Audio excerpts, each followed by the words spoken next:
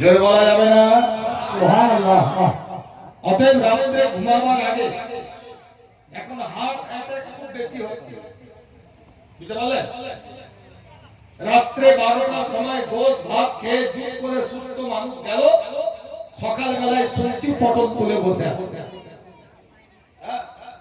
এই জন্য ঘুমাবার আগে কালমাটা পড়ে ঘুমায়। কমপক্ষে কবরে গিয়ে বলতে পাবেন যে আমি পাপী হতে পারি, তবে মুমিন ছিলাম, মুমিন এটা বলতে পারবেন। আর মুমিন যদি হয়, সে কিছু সাজা হয়তো পেতে পারে, কিন্তু জান্নাতে একদিন যাবে, এটা আমার নবীর ওয়াদা। অতএব আমার সাথে আপনারাও পড়বেন। প্রথম পুরাতন, আজকের ছেলেরা আমার মুখে শুনেনি, তবে পুরাতন মৌলবীরা শুনে।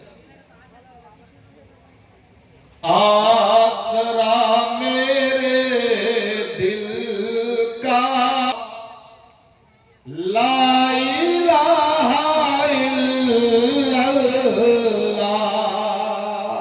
পড়তে পারবেন তো? হাত উঠে বলেন, পড়তে পারবেন তো? মুখস্থ করবেন তো? যেন এটা জবানে অটোমেটিক বেরিয়ে যায়, এত বেশি।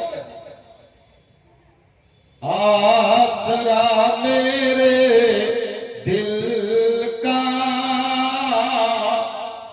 ला इलाहा इल्लल्लाह।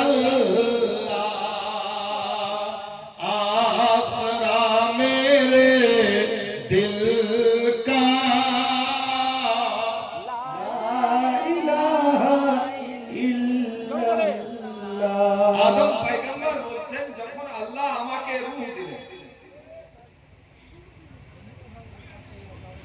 দুইজন কে আল্লাহ বিনা বাপ মায়ে তৈরি করেছেন।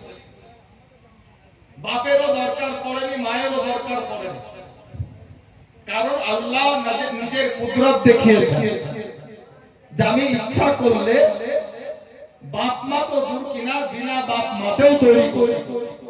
সুবহানাল্লাহ।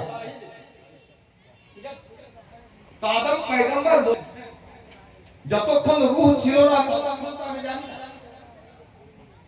আমার বডি তৈরি হয়ে গেছে, আমি জানি না। রূহ যখন দেওয়া হলো, চোখ যখন খুললাম, তার সে ইলাহির পর্দায় লেখা ছিল লা ইলাহা ইল্লাল্লাহ মুহাম্মাদুর রাসূলুল্লাহ। বলা যাবে না সুবহানাল্লাহ।